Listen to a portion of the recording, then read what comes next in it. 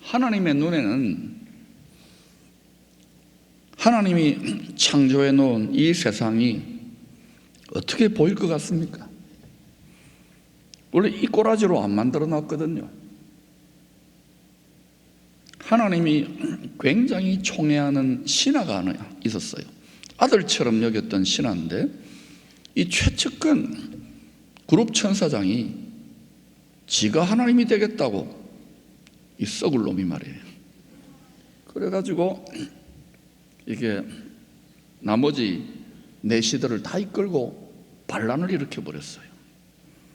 이 불순종의 죄로 말미암아 하나님의 가장 높은 하늘 빼고 그 나머지 하늘 아래의 모든 우주 만물이 좀 하늘의 별들보다 전부 다 시커매졌잖아요. 세상 만물이 우리 말로 하면 이 꼬라지가 된 거예요. 썩어짐의 종로로 하고 있는 겁니다. 그래서 하나님의 심정이 어떻겠어요? 아주 걸작품으로 보시기에 심히 좋게 만들어 놓았는데, 그래서 하나님께서 가지고 있는 이 마음을 알 사람이 거의 없어요. 근데 바울이라고 하는 사람의 마음 속에 하나님의 깊은 속마음을 깨닫게 하시는 성령으로 충만하게 완전히 사로잡아 봤어요. 그 사람의 마음과 생각을. 그래서 창조주의 이 세상 만물을 향한 탄식을 이렇게 대변했습니다. 같이 한번 읽어보십시다. 시작. 그 바라는 것은 피조물도 썩어짐의 종로로 단 데서 해방되어 하나님의 자녀들의 영광의 자유에 이르는 것이니라. 피조물이 다 이제까지 함께 탄식하며 함께 고통을 겪고 있는 것을 우리가 아느니라. 우리 가끔 보면 평생 너무 고생을 많이 한 욕쟁이 할머니들 있잖아요. 입에 욕을 달고 다녀요. 그 욕쟁이 할머니들은 뭐라 합니까? 이놈의 썩을 놈의 세상, 이런 말 하지요. 또 나라 꼴이 이상해지면 이놈의 썩을 놈의 나라, 이런 말 하잖아요. 그런 말 안 해도 온 세상 만물 피조물은 썩어가고 있습니다. 아무도 아멘을 안 하시네. 그 증거가 우리가 지금 살아있습니까? 썩어가고 있습니까? 우리 마음이 이 세상, 우리는 우리 중심으로 세상이 돌아가는 것으로 볼 수밖에 없는 존재예요. 우리 마음이 센터기 때문에 썩고 있잖아요. 우리 마음도 썩었고. 그러면 이 세상 만물, 우리 육신도 썩는 것을 보면서, 한번 썩는 것을 보면서 한번 썩는구나를 봐야 돼요. 그래서 성부, 성자, 성령 삼위일체 엘로힘 하나님이 이 세상이 만들어지기도 전에 이 세상이 썩을 놈의 세상이 되겠구나, 이걸 아셨기 때문에 예수 하나님을, 우리는 그분을 모노게네스, 독특한 생명의 종자, 예수 하나님을 하늘의 사람 같은 밀씨앗으로 썩게 하셨어요. 죽었어요. 농사 지으면 씨가 썩잖아요. 죽잖아요. 그래가지고 하나님의 전능하신 능력으로 썩지 아니하는 영원한 부활의 첫 열매가 되게 하셨습니다. 할렐루야. 그래서 죄로 인하여 썩어짐의 종로로 다며 탄식하는 모든 만물, 모든 피조물들이 썩음의 고통으로 함께 탄식하며 간절히 기다리고 기다렸던 영원히 썩지 않는 새 종자, 새 품종이 죽음을 이기고 다시 태어난 거예요. 이걸 뉴 크리에이션이라는 거예요. 예수님이 제일 먼저 시작하셨어요. 여기에 새로운 세상, 새로운 나라, 새로운 인간, 썩지 않을 만물이 시작된 것입니다. 그래서 예수님이 처음이에요.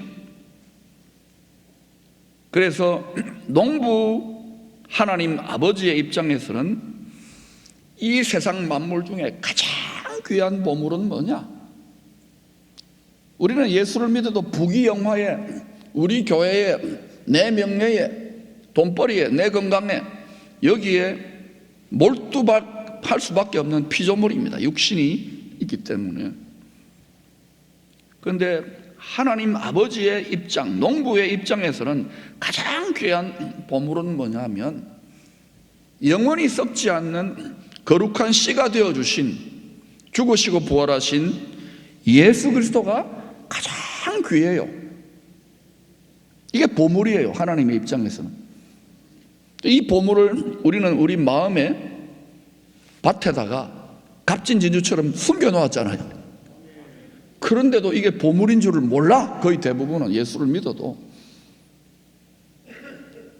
그러니까 행복하지가 않아요. 예수를 믿어도. 목사인 저도 오랫동안 행복하지가 않더라고요. 왜? 목회하면은 애미기는 사람도 있고, 또 나는 목사만 빼고 다 하려고 그랬는데,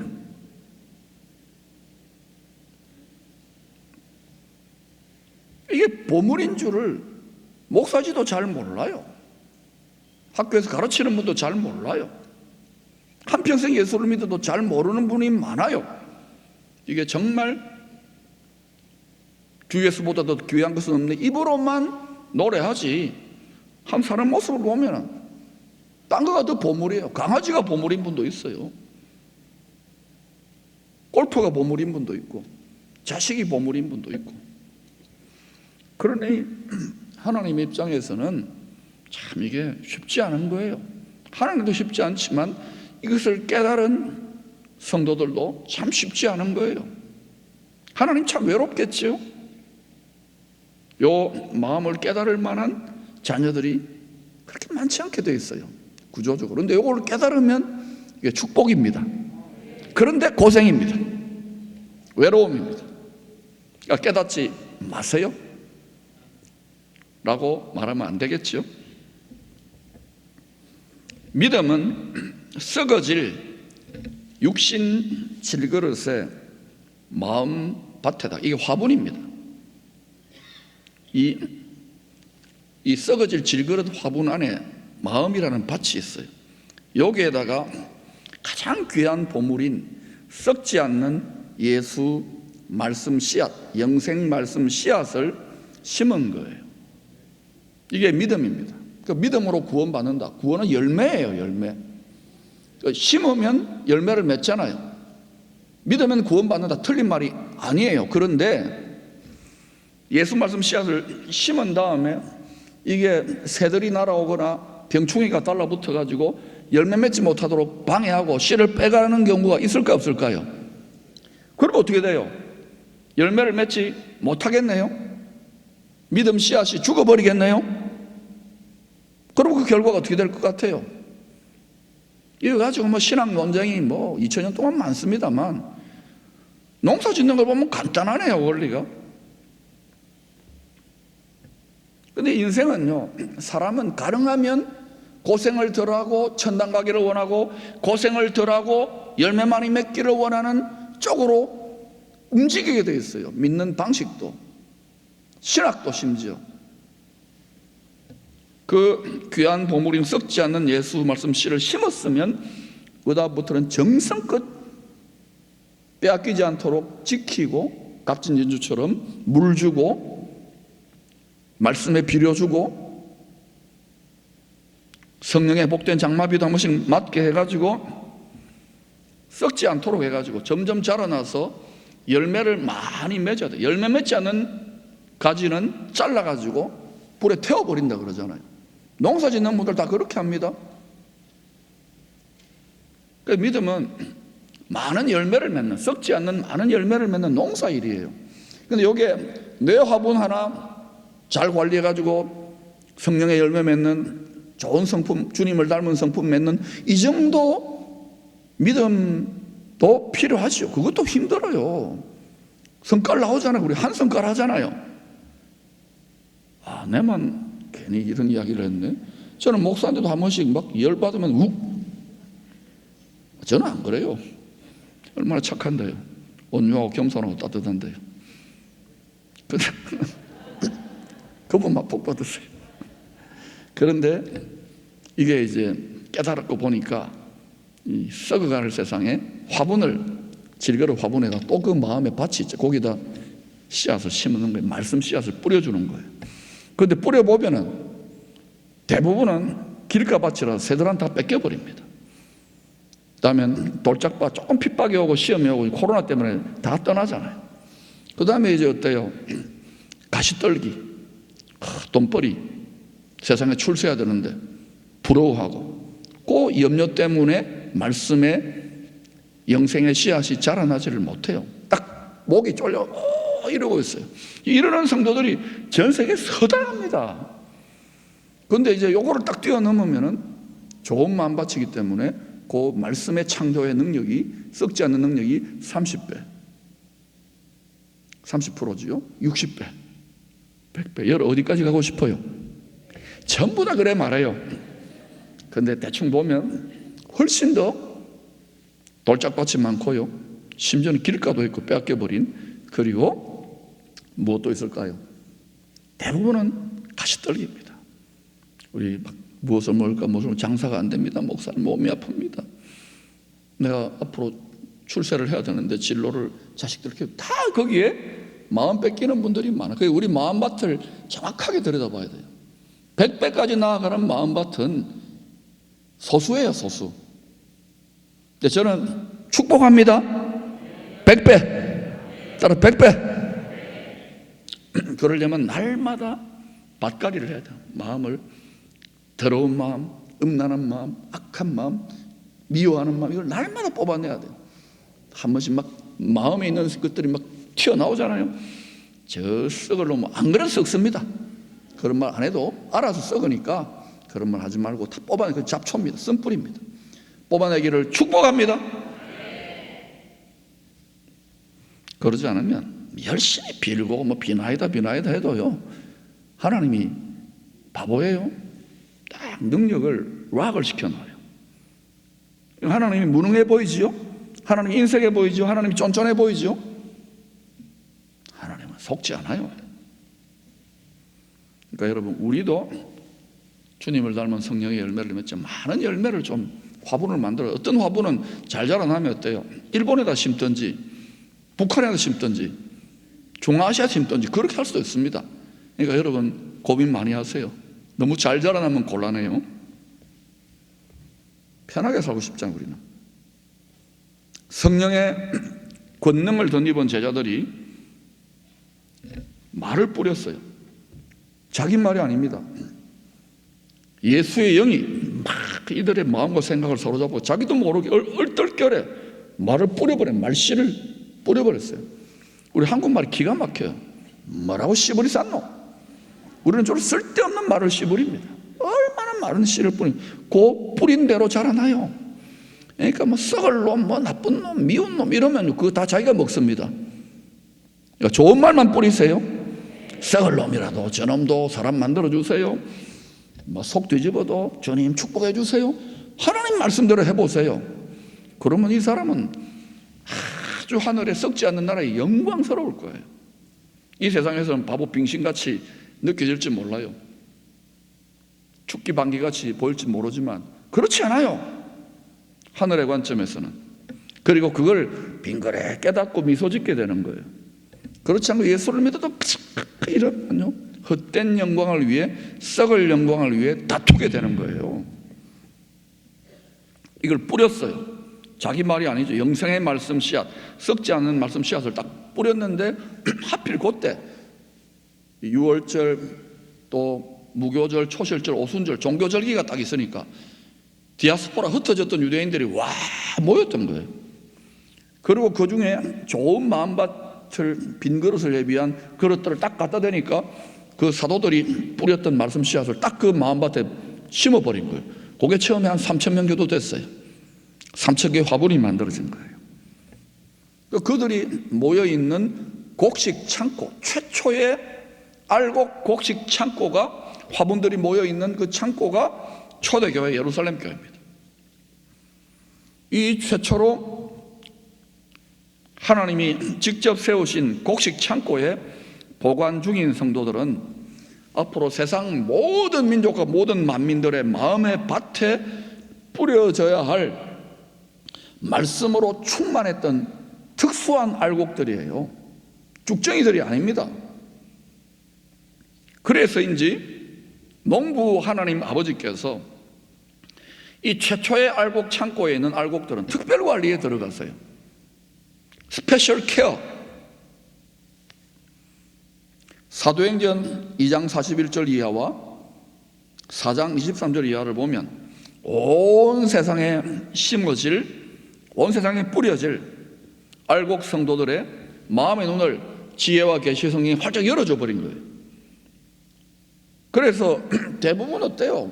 구약의 이스라엘 백성들도 뭐 하나님 믿는다 하고 양 잡고 소 잡고 난리법석을 떠는데도 비나이다 해도 다 이 땅인데, 이 세상인데, 육신인데, 이 사람들은 마음의 눈이 밝아졌는지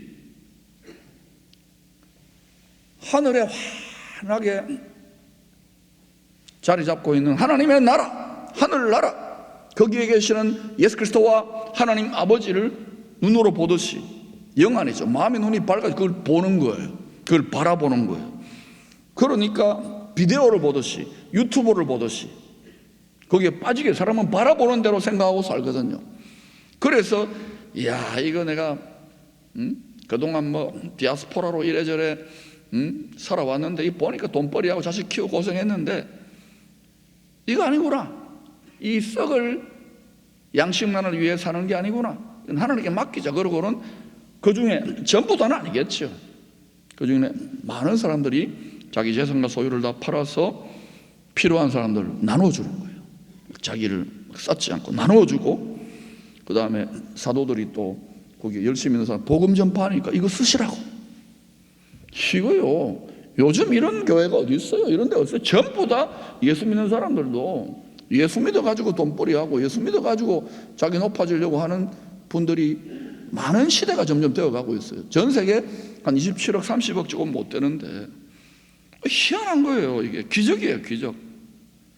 모든 목사님들도 이게 로망입니다. 저도 못하겠어요. 이거 하나님이 하시는 거예요. 못하는 게 당연한 거예요. 실패하는 게 당연한 거예요. 하나님이 그 중에서 또 일부가 그렇게 했을 거예요. 물질에 대한 집착이 얼마나 대단한, 자기 집착, 내거. 사실은 하나님으로 나의 소유가 된 백성이다. 니는 내 거다. 그만큼 사랑하는 거예요. 근데 또 아버지 내 거 좀 응답 해주려고 이 완전히 불효자 자식들이 디비 쪼고 있는 거예요. 하나님 아버지의 뜻을 몰라요. 우리 그러고 비나이다. 저도 청년부 때 이렇게 아주 한국에서 아주 뛰어난 교회에 청년부 활동하면 열심히 순장도 리더도 하고 뭐 그때 이제 유행했던 게 뭐냐, 미국에서 건너와가지고 형제리 비전이 뭡니까? 선교단체. 자매님은 비전이 뭐예요? 나는 앞으로 유명한 사업가가 되고 나는 이렇게 해가지고 비전. 그때는 목사 될 생각은 꿈에도 없어서 그거 빼고는 다 하겠다 그랬거든. 절대로 그거 뺀다는 소리 하면 안 돼요. 꼽을 쳐두면 그건 제일 밑바닥에 꼽을 쳐 놓거든요. 그거를 성령의검으로 팍 찔러버려요. 그럼 복장 터져요. 지금 하나님 게 얼마나 대들었는데 왜 나를 이렇게 목사가 돼가지고도 내가 이거 안 한다 했지 않습니까? 여러분도 그런 게 있을 거예요.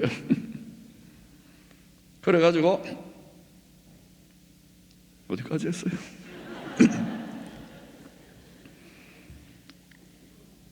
하여튼 그러니 확신이 된 거예요. 물질을 초월하게 된 거예요. 청년부 때 저도 비전 했는데, 그래서 그때부터 한국교회 청년부나 교회 유행했던 게 뭐냐, 비전이 있는 교회, 비전교회, 비전이 있다. 비전. 저도 그래서 비전 달라고 어떤 사람은 비전을 받다 그래서 저도 막 철학기도 해봤어요. 그때 그 다음날 텔레비전이 굉장히 잘 보입니다. 음성 들려달라 했더니 또 라디오가 들려요. 여러분 정신 차리세요. 저도 그렇게 그 환경에서 자라왔고 이게 아니구나. 무엇을 바라보는가? 영안이 밝아지면 무엇인가? 귀신을 보고 천사를 보는 것인가? 여러분의 비전이 아닙니다. 하늘나라, 하나님이 다스리시고 일찍이 죽임 당하신 예수 그리스도가 보좌에 앉아서 모든 만물을 주관하신다, 모든 인생과 역사를 주관하신다, 이거를 바라보는 거예요. 이게 환하게 밝아진 사람은 기꺼이 죽음도 감당할 수 있어요. 즐겁게. 이게 안 보이는 만큼 여러분은 움켜쥐게 되어 있어요. 그리고 이거 아멘 하지만 여러분 다 감당 못한다는 거 알아요. 그래도 사실은 성경적인 사실은 이야기하는 거예요. 그게 바라는 믿음은 바라는 것도 실상세계를 보게 해주는 거예요. 그게 영안이 밝아진 사람이에요. 앞으로 이런 백성들, 이런 민족들, 이런 교회, 이런 가정에 하나님은 쏟아부어 주실 거예요. 어떤 사람은 고생도 엄청나게 시키겠죠. 그러나 고생도 그럼요. 바로 이때 막 재산도 내놓고 성도들이 미쳤어요. 이때 사도행전 4장 35절 이하를 보니까 사도들로부터 위로의 아들이다 칭찬을 받았던 바나바도 부동산을 처분해가지고 드렸습니다. 그런데 누가 하니까, 사람은 따라쟁이거든요. 하니까 도전을 받은 거예요. 이야, 나도 이렇게 돼서 안 되겠다. 그 중에 아나니아라고 하는 사람이 있습니다. 이 사람은 아나니아 아닌데 자기도 좀 칭찬도 받고 그 교회 성도들에게 인정을 받고 싶었나 봐요. 그래서 얼떨결에 부동산을 팔았어요. 그리고 바나바처럼 다 사도들의 발 앞에 하나님께 드리려고 하는데 딱 그때 딱 제정신이 돌아와요. 아이고, 내가 뭐 좀 교회에서 덕보고 인정받고 이거 아니다. 이 초심을 잃어버리는 거예요. 처음 마음, 처음 사람. 여러분 믿음의 분수껏 하세요. 너무 지나치게 해가지고 돌려도 이때 하는 말이 있습니다. 일수불퇴. 안 돌려줘요. 돌려가세요. 여러분이 하나님께 헌신한다, 헌금한다, 시간을 드린다, 물질을 드린다, 봉사를 한다. 여러분께 아닙니다. 하면 반드시 마음이 실려야 돼요. 감사한 마음, 아버지의 것입니다. 이거 아니면 하지 마세요. 하고도 안 됩니다. 심보를 알기 때문에. 뇌물 매기는 게 아니에요, 하나님께. 교회가 왜 문제가 생깁니까? 종교계가. 여러 가지 좀 제일 중요한 게 돈 때문이라는, 종교개혁도 돈 때문이라는 거예요. 천당을 팔았잖아요, 면죄부로. 개혁한 개신교회는 안 그럴까요? 만몬을 이겨야 되잖아요. 근데 또 돈 없으면 일 못해. 돈이 지배하더라고요, 보니까 이 세상은. 권력도, 교회도. 이거 한번 이겨보자고요. 사도행전이 그렇게 했잖아요. 이거는 사람이 못해요. 아멘 해도 안 되는 거예요, 이거는. 성령께서 제정신이 아니게 더 치워줘야 돼요. 그렇게 하면은 하나님이 어때요? 전부 다 돈도 하나님 다 가지고 있는데, 이놈들 봐라. 밀어줄까요? 다른 아니에요. 그 주면 또 썩어질 사람은 안 줘요. 그러나 감당할 곡간지기들은 하나님이 니 한번 열쇠 줄게 하벼라. 그 사람은 그때부터 골치 아파질 겁니다. 그러니까 여러분 적당하게 내가 감당할 만큼 분수만큼 달라고 하세요. 막 갑자기 아멘이 작아졌어. 하여튼 그래서 하여튼 바나바처럼 다 드린 것처럼 이렇게 사도들 앞에 내놓았는데 이제 칭찬해달라고 나도. 그런데 사도행전 5장 3절에 보면 베드로의 반응이 기가 막힙니다. 같이 읽어보십시다. 시작. 베드로가 이르되 아나니아야 어찌하여 사탄이 내 마음에 가득하여 내가 성령을 속이고 땅값 얼마를 감추었느냐. 아니 몇 년 전에 누구예요? 베드로 지도 예수님 보고 사탄아 물러가라 이랬잖아요. 예? 같은 사탄이 네 마음에 사탄이 가득하구나. 왜 하나님을 속였느냐? 네가 하나님 것으로 드렸으면 하나님 건데 왜 꼽을 치느냐 이 말이에요. 도둑질하지 말라는 거예요. 이 책망을 듣고 어떻게 알았지? 심장이 얼어붙었는지 기절초풍돼가지고 죽었어요. 3시간 후에 그의 아내 삽비라도 왔는데 아마 분명히 그 꼽을 치놓은 가지고 백화점 가서 여러 가지 샀을 거예요. 삽비 쓸 거예요. 손가락만한 진주 목걸이도 삽비고 뭐 텔레비도 삽비고 삽비라 그래서 또 이 사람도 성령을 속여서 대답하다 죽습니다. 사도행전 5장 14절은 이 사건에 대한 성도들의 반응을 이렇게 기록했습니다. 온 교회와 이 일을 듣는 사람들이 다 크게 두려워하니라. 만약에 오늘날 어떤 목사가 이런 책망을 하거나 이런 말을 하면 어때요? 주주 사람 죽였다고 법정에 세워주고 감옥 들어갔을 거예요. 신문에 났을 겁니다. 9시 뉴스에 나왔을 거예요. 그런데 초대교회 성도들은 성령이 더 씌워버렸기 때문에 베드로를 통하여 하신 이 교회적인 경고로 받아들이는 거예요. 아, 이거 복장 속에 욕심 갖고 자기 욕심이 우상 숭배거든. 요거 했다가는 우리 죽을 수 있겠구나. 하나님이 뭐예요? 스페셜 케어, 특별 관리에 들어간 교회예요. 요즘 같으면 헌금 좀 떼먹는 거 대수잖아요. 11조 안 하는 것도 대수인데 왜 땅에 다 돈에 다 마음이 가 있어? 그런데 이 사람 이 아나니아 삽비라 칭찬받아야 될 거 아닙니까? 하지도 않는데 하니까 칭찬을 해야 되는데 헌금 좀 떼먹었다고 왜 이런 가혹한 징계를 하실까요? 왜냐? 베드로가 성령이 충만하여 영분별을 한 거예요. 자기도 그렇게 한번 책망을 받았으니까. 왜 좋은 말 했잖아요. 스승님 십자가 고생하지 말라고. 항상 좋은 말, 인간적으로 이성적으로 타당한 방식으로 옵니다. 사단은요, 인간의 이성과 마음과 틈을 기가 막히게 놀아요. 귀신같이 알아요. 왜? 귀신이니까. 귀신의 대장이니까. 나라도 온 세상도 미혹한다고요. 영안이 밝아지기를 축원합니다. 소경이 소경을 인들면 나라 전체가 망해요.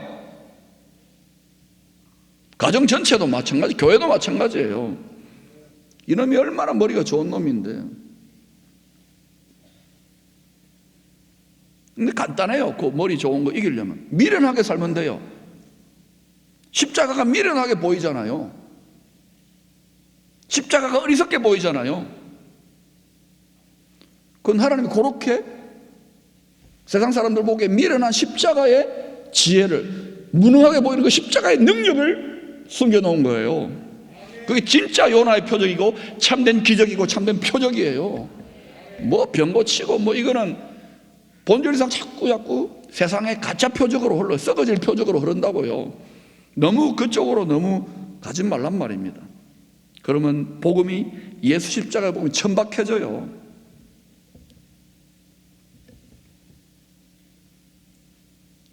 왜 이렇게 스페셜 케어를 하셨을까요? 이들의 욕심을 따라 겉으로 보기엔 좋은데 그 사탄이 딱 묻어 들어오는 거예요. 사탄의 정신이. 그 어때요? 이 사람이 이제 칭찬도 받고 인정을 받고 그러면 어때요? 와, 저 사람 좋다 보다 하면 이 영향력이 그걸 수만 명짜리 교회가 되는데 거기 보고 와, 저렇게 믿는가 보다 하면서 점점 늘어지는 거예요. 점점 욕심꾸러기 집단이 돼가는 거예요. 이 사람들은 스페셜 케어를 받아가지고 주님의 뜻은 뭡니까? 하나님의 알곡으로 쭉정이가 되지 말고 변질되지 말고 이를 조금 있다 이 창고로 부숴봅니다. pit박으로. 그래가지고 온 당시 시중의 근처에 열방으로 뿌려서 온 세상에, 그래서 여기까지 온 거예요. 뿌려야 되는데 알곡들인데 이 쭉정이가 될 위기의식을 느끼는 거. 하나님이 아나니아 삽비라니 미안하다. 부끄러운 구원, 저는 부끄러운 구원이로 지옥 안 갔다고 봐요. 하고는 이 위기, 하나님의 위기의식 때문에 일벌백계로 징계한 스페셜 케어한 거예요. 저는 그렇게 봅니다. 물론 다르게 보는 분도 있겠죠. 그런데 여러분, 너무 겁먹지 마세요. 헌금 떼먹어도 돼요. 11조 안 해도 돼요. 열심히 안 살아도 돼요. 적당하게 믿어도 돼요. 왜냐? 이게 모든 지상의 교회들, 지상의 성도들에게 해당되는 것은 아닙니다. 헌금 좀 떼먹었다고 죽었으면 저나 여러분 다 죽었어요. 아닙니까? 아무도 아멘 안 하네. 다 했는가 보네. 그러나 적어도 이 최초의 알곡 성도들은 앞으로 이들을 원본 삼아, 쉽게 말하면 원조 할매곰탕이 하나 딱 히트 치면은 그 기술, 그 레시피 만드는데 얼마나 고생했습니까? 옆에 보니까 뭐 진짜 원조, 뭐 그건 다 가짜예요. 그 진짜 욕쟁이 원조 할매곰탕이 진짜예요. 간판에 딱 보고 가야 돼요. 그럼 그 옆에다 우주선처럼 생겨나. 교회도 그래요. 예루살렘 교회가 이게 원형이에요. 그 성도들이 원형, 영어로는 프로토타이프 처치, 프로토타이프 크리스찬이에요. 그런데 이게 원본인데 카피 머신에 복사기에 또 올려놓으면 어때요? 그거 딱 걸어놓으면 착착착 하고 해가지고 지금 여기까지 왔어요. 근데 중간에 어때요? 자꾸 이 온갖 잡새들이 손가락 집어넣고 이것저것 집어넣어가지고 이게 원형적인 교회 프로토타입으로 돌아가지 못하게 만드는 거예요. 이래 믿는 건가 보다. 목사들도 그래요. 뭐 이것저것 박사 받았다고 이것저것 가르치고 뭐 설교 잘한다고 저도 가르쳐 봤는데 아닌 것 같아요. 자꾸 교회도 이상해지는 것 같고 전 세계가. 이게 우리한테 복음 전해준 유럽이나 미국도 뭔가 좀 이게 아닌데 한국 교회도 이거는 세상은 자꾸 교회 보고 썩었다고. 저거들은 더 썩었으면서 왜 썩었다고 하느냐면요, 너희들은 그래도 썩지 않아야 돼. 너희들은 세상의 소금이잖아. 너희들은 세상의 빛이잖아. 그런데도 그 사람들 보면 열받아요. 하나님이 그들을 선지자 세워가지고 우리를 정신 차리라고 하는데 아닌가요? 하나님을 제한하지 마세요. 우리는 다시 이게 교회로, 초대교회로, 원형교회로 돌아가야 되고 성경으로 그게 종교개혁입니다. 솔라 스크립툴라 아닙니까? 모든 선교사님과 목사님들과 모든 성도들의 이 교과서가 이건데 교과서 제껴놓고 뭐 아무리 위대한 신학 박사들 하면 뭐예요? 성경을 제껴놓고 뭘 한다는 말입니까? 원본으로 삼기 위해서 스페셜 케어. 여러분 중에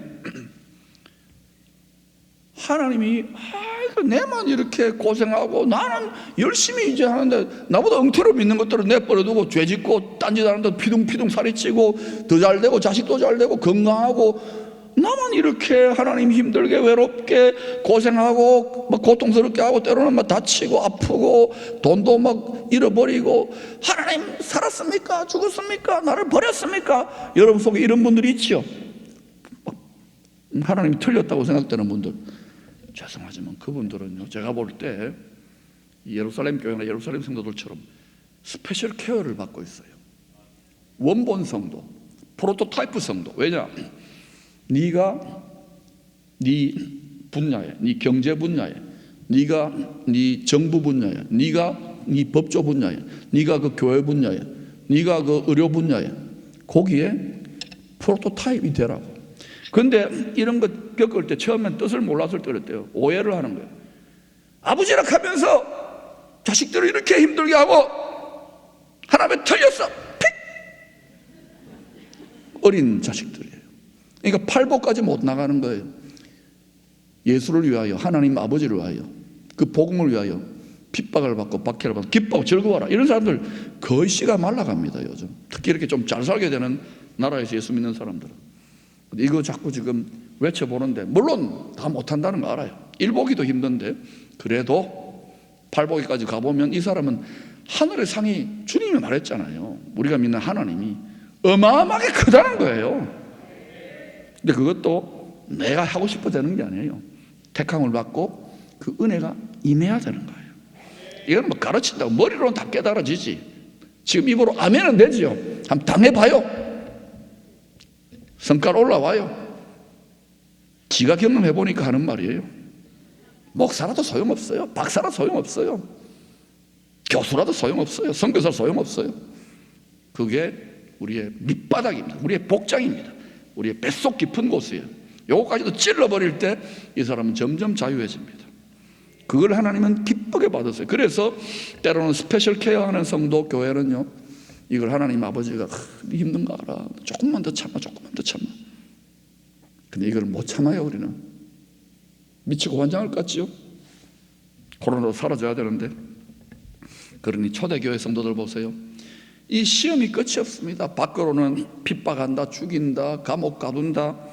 안에서는 어때요? 교활한 여우같이 자기 욕심을 따라 사람이 죽기도 하고 내우 외환입니다.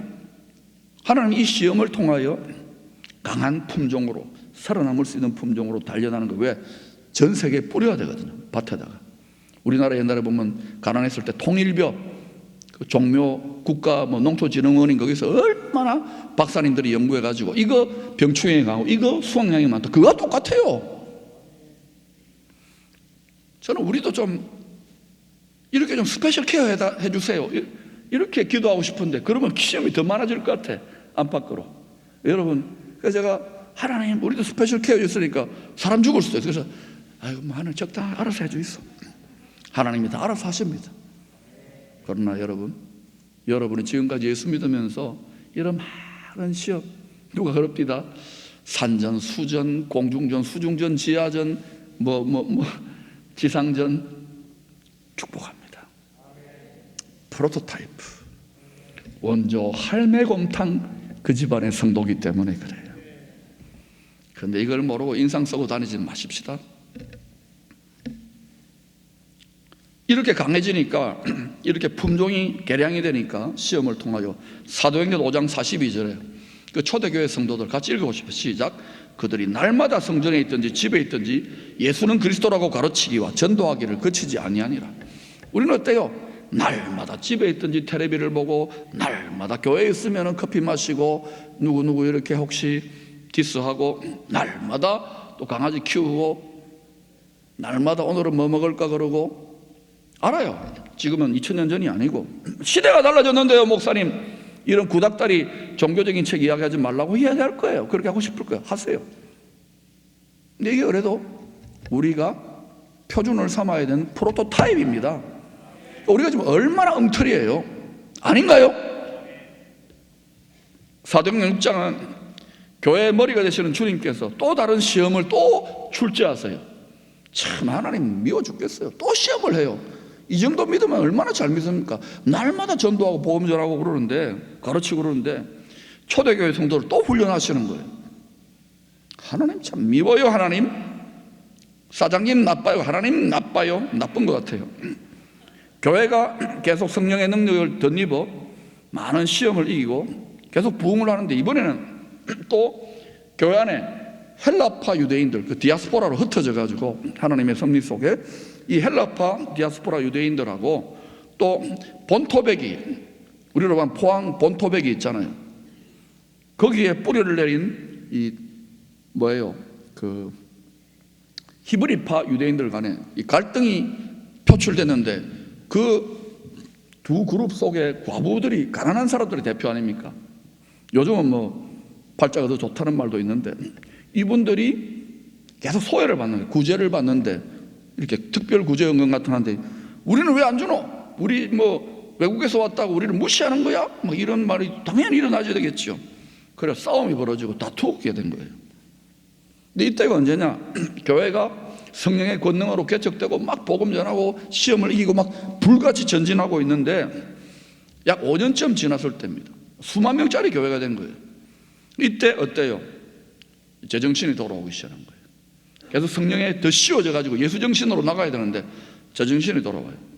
교회가 좀 안정이 되고 체계가 잡히고 이제는 이렇게 규모를 갖추고 여기도 좀 주고 저기도 좀 주고 이러기 시작하니까 한 5년 만에 이 헬라파와 히브리파뿐만 아니라 여러 그룹들이 있겠죠. 이방인들도 있겠고, 이런 그룹들 속에 파벌이 생겨가지고 이런저런 교회 안에 5년짜리 묵은 내재된 갈등과 문제들이 막 터져 나오는 거예요. 터져 나와야 될까요? 안 나와야 될까요? 터져 나와야 돼요. 뾰루지가 터져 나와야 돼. 그래야 싹 닦지요. 이게 구제 문제는 그 중에 빙산의 일각일 거예요. 저는 그렇게 생각합니다. 그래서 여러분, 한국교회도 지금 140년 조금 넘었는데 여기저기 지금 총회를 가봐도 어디를 가봐도 결국 가장 중요한 주님이 뭐라 했어요? 서로 사랑하고, 일단 교회부터, 그다음 교회 바깥에 있는 사람도 사랑하고, 그리고 지상명령 복음 전파하라. 이거는 제껴놓고 딴 데 바쁜 거예요. 법이 어떻다 어떻다. 필요해요. 우리 좀 더 달라는 필요해요. 감투도 필요해요. 근데 이게 창조주 하나님 아버지 보시기에 이게 전부 다 본질상 썩을 세상이기 때문에 그렇게 자꾸 썩는다고요. 유럽도 미국 교회도 우리를 가르쳐줬잖아요. 스승의 나라인데 우리도 또 150년 만에 140몇 년 만에 또 거짓을 또 하고 있어. 그러니까 세상이 자꾸 너희들은 썩으면 안 돼. 나라가 썩잖아. 너희들이 썩지 말라고 자꾸 안티를 해줘야 되는 거예요. 이제 너무 심합니까? 그런데 우리가 제정신을 안 차리는 거예요.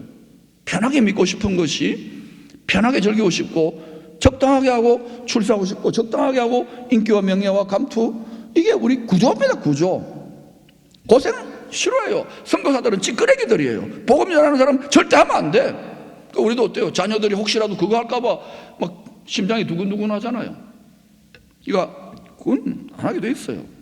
그리고 지금은 또 제도권의 목사 선교사들이 하는 시대가 아닙니다. 생활 선교사들이 하는 거예요. 그래서 이거 훈련하고 있다고요. 이런 거 아카데미 열어도 안 되는 게 정상이에요. 그러면 그 200시간씩 지금 주식 투자 배우기도 좀 바빠 죽겠는데, 강아지 키우는 거 배우기도 커피 드립 하는 거 바빠 죽겠는데, 화가 나서 한 게 아닙니다, 여러분. 그냥 친절한 박목사로 제가 가르쳐 드리는 거예요. 지상명령 사명에서 벗어나니까 뜻에서 벗어나 버린 거예요. 교회 이렇게 많이 못 와가지고 뭐 할 겁니까? 이렇게 좋은 집 지어서 뭐 할 겁니까? 제가 요즘 굉장히 고민이 많아요. 이럴 줄 알았으면 경주 공원묘원에 지하 무덤을 파가지고 흐르마 거기에 시작을 했을 걸. 괜히 이렇게 해가지고 커피 마시러 오고 꽃 구경하러 오고 자동차 하나도 비잡다 하다. 이거 큰일 났어요. 제가 제 발등을 찍었다는 걸 제가 압니다. 여러분 다 편하게 믿고 싶고 서비스 받고 싶고 항공모함은 무슨 개뿔. 미안합니다. 제가 이 성깔 나오네. 그러니까 사도들이 바빠지는 거예요. 여기 가서 말리고 저기 가서 어린아이들이니까 싸워야 돼. 다투어야 돼. 아들은 부모 앞에서 싸우면서 크는 거예요. 삐지면서 크는 거예요. 책망도 하고 또 삐지면 헤이 싫어요 이러면 또 딴 데 집 나갔다가 또 들어오겠다 이래가지고 등도 오냐 이거 사도들이 하는 거예요. 그 대부분의 목사님들이 이거야. 선교지에서도 또 구제나 재정관리 이것도 또 해야 되는 거예요. 왜? 또 누가 떼먹지 않나 눈을 부릅뜨고 또 봐야 되는 거예요. 또 큰 교회 재산 많은 교회들 또 거짓해요. 전부 다 자꾸 커지면은 돈이 하나님이에요. 돈이 하나님 라이벌이니까. 그리고 또 그런 거 하지도 않는데 또 자기들 수준으로 막 씹는 거예요. 건축할 때 리베이트 제 집 샀잖아요. 저 사택 사주더라고요. 하여튼 세상은 더해요. 여러분 내 피씨를 어쩌 지 마음대로 씨를 뿌려요. 그러면 안 되잖아요. 그러면 안 돼요. 이 웃는 분들은 좀 나이가 든 분들. 그러니까 12사도들은 주님이 교회에 명하신 이 지상 계명, 서로 사랑하고 또 지상 명령 이거 하라는 데서 자꾸 벗어나는구나. 자기들도 이거 처리한다고 바쁘니까 이거 합니다. 성령께서 이제 큰 찔림을 주셔가지고 12명이 회의를 했어요. 교역자 회의하듯이. 우리 큰일 났다. 생활 선교사가 돼야 되는데 3절 4절과 같이 목회 방침을 새롭게 제안합니다. 이 사도들의 목회 방침을 읽어보십시다. 시작. 형제들아 너희 가운데 성령과 지혜가 충만하여 칭찬받는 사람 7을 택하라. 우리가 이 일을 그들에게 맡기고 우리는 오로지 기도하는 일과 말씀 사역에 힘쓰니라 하니 그 결과로 최초의 교회 중직자 선거가 실시되었습니다. 우리도 이제 코로나 좀 가면 뽑아야 되겠죠. 이 중직자 선출의 기준이 4가지입니다. 우리도 이 기준을 따르면 좋겠어요. 따라합시다. 성령 충만, 지혜 충만. 지혜 충만은 뭐냐? 말씀 충만이에요. 그런데 오늘날 참을 수 없는 성도들의 말씀에 대한 무지. 목사인 저도 요즘 계속 성경 공부 새로 하고 있어요. 야, 이렇게 몰랐나? 이제 눈을 새롭게 열어주시니까 내가 정말 무식하구나. 깊이 회개하는데 여러분은 저보다 성경을 더 많이 알 거예요. 한번 물어보십시다. 여리고성은 누가 무너뜨렸습니까? 내가 안 무너뜨렸습니다. 그러니까 우리가 얼마나 무식한지를 깨달아야 돼요. 성령 충만, 지혜 충만, 그다음에 따라합시다. 믿음 충만. 믿음 충만은 죽어도 가는 거예요. 근데 한국에 좀 있겠죠. 그다음에 성도들로부터 존경, 본을 받으니까 존경과 칭찬을 받아야 돼요. 바나바처럼. 우리 교회는 다 그런 분들이라고 저는 생각합니다. 그러니까 이 정도 교회가 됐겠죠. 그래서 7명이 세워지는데 스데반, 빌립, 브로고로, 니가노르, 디몬, 바메나 그리고 유대인이 아닌 안디옥 사람 이방인으로서 니골라가 세워집니다. 제일 마지막에 세워진 이방인이 니가 골랐다 아이가 니골라. 근데 요한계시록에 보면 니골라 당이라는 게 나와요. 어떤 학자들은 이 사람이 초대교회 유명한 이단인데 그 이단의 괴수가 된 거 아닌가라고까지 해석하는 분도 있는데 그건 몰라요. 천당 가서 한번 물어봅시다. 그러니까 잘 골라야 되겠죠. 네가 골랐어요. 그런데 이 7명의 이름을 분석해 보니까 이 사람들이 구약 성경에 나오는 이름이 아니잖아요. 다시 말하면 디아스포라, 이방인 사회에 뿌리 내렸던 유대인들이 대부분인 것을 봐요. 성령께서 어떻게 해요? 성도들의 마음을 그렇게 몰아가 가지고 투표를 그렇게 하도록 해가지고 뭐 하도록, 결국은 이들을 통해 이들 종자교인으로 이방인과 열방의 오순절 추수하도록 하나님이 세팅한 거예요. 그리고 이게 딱 되고 난 다음에 어때요? 좀 더 부흥하고 난 다음에는 교회를 딱 부숴버려요. 곡식 창고를. 우리는 이거 부수면 안 되는데, 안 부서집니다. 주님 오실 때까지 우리 이거 하면은 하나님 계속 영광스럽게 쓰실 줄로 믿습니다. 그리고 어차피 이 땅의 모든 교회와 모든 성전은 영원한 아버지의 나라에 들어갈 때는 어린 양만이 성전이에요. 우리가 성전인데 우리 자신이 성전이에요. 그러니 잘 지어놨으면 여러분 얼마나 여러분 성전에다 투자를 많이 합니까? 여러분이 성전의 육체예요. 옷 입고 이거 똑같은 원리예요. 그런데 그랬으면 값을 합시다. 잘나면 잘난 값 하시고, 근데 그렇게 값을 안 하는 경우가 많아요. 덩치 값을 하고 옷값을 하고 이름값을 해야 되는데 한국교회를 보면서. 그런데 이어지는 사도행전 6장 8절 이후부터 9장까지의 기록을 살펴보면 이들 평신도 지도자들이 뭐 구제와 봉사 같은 이런 보조적인 역할만으로 끝난 게 아니라 우리도 좀 많이 하잖아요. 만나올도 해주시고 커피도 너무너무 감사해요. 정원도 막 장로님들이 갖고 주시고 권사님들 또 뭐 간식 해주시고 뭐 이렇게 하는데 그것만 한 게 아니란 겁니다. 평신도 지도자들이 뭐까지 했느냐? 이들로 사도들이 집중했다는 말은 주님이 교회에 주신 지상계명과 지상명령, 기도와 말씀 사역에 적극적으로 동참했어요. 그거는 월급 니 줬으니까 니 해라, 그 유람선이에요. 이거요, 이게 목사만의 비즈니스는 아니에요. 난 5분만의 비즈니스. 나는 지금 내 가게고 우리 가정이고 내 비즈니스 바쁘다. 바쁜 게 어디 있어요? 이게 It's your business. 당신들의 일입니다. 하나님의 비즈니스입니다. 아닙니까? 법조인이 되더라도 그게 여러분의 비즈니스고, 경제인이 되더라도 그게 여러분의 비즈니스고, 학교 되더라도 여러분이 그게 비즈니스예요. 그게 천당이 이루어지고 천국이 이루어지는 거예요. 내가 저 화난 게 아니라 울면서 말하는 거, 울면서. 나는 우는데 여러분은 지금 웃고 있어요. 알아요. 안 하면 저라도 죽어야죠. 저라도 썩어져야 되겠죠. 시다발이 되자, 미끄럼 되자, 죽자, 이렇게 가면 제가 볼 때는 안 죽을 것 같아요. 여기는 그래 어느 정도 자유가 있잖아요. 이러면 하나님이 도와주실 것 같은데, 더 축복하실 것 같은데, 이게 착각인가요? 번영신학인가요? 그리고 8절에 보니까 대표 선수 투표가 제일 많이 나오고 스데반 집사의 경우 잘 뽑았어요. 같이 읽어보시죠. 8절 시작. 스데반이 은혜와 권능이 충만하여 큰 기사와 표적을 민간에 행하니. 우리 교회 평신도 지도자들도 잘 뽑아놨잖아요. 포항시내나 대한민국 열방에 가서 큰 기사와 표적을 해내요. 복음 전하니까. 너무 감사하지요. 사도행전과 2000년 교회 역사 전체를, 아니 구약 성경까지도 관통하는, 건강하게 부흥하는 하나님의 공동체, 하나님이 축복하고 영광스럽게 받았던 그 교회와 성도들, 하나님의 백성들의 두 가지 공통된 영원 불변의 패턴이 있습니다. 그것은 스데반 집사가 다시 확인시켜 줍니다. 성령의 충만한 영광의 권능을 소멸하지 않는 거예요. 얼마나 예민한지 몰라요. 조금만 수틀리고 주님 마음 사심 들어가면 딱 떠나버려요. 안 속아. 그러고 아나니 삽비한테 안 속았잖아요. 권능을 소멸하지 않고 계속 더 깨끗한 마음이 돼야 돼요. 깨끗한 그릇이 돼야 돼요. 하나님의 능력이 없어서가 아니에요. 하나님의 그 깨끗한 거룩한 마음을 담을 만한 마음 그릇이 없으니까 지금 이게는 몇 개나 될지 모르겠지만 자꾸 쭉쟁이가 돼가는 거예요. 속이 시커매지는 거예요. 예수를 믿어도. 깨끗할 수 있기를 축원합니다.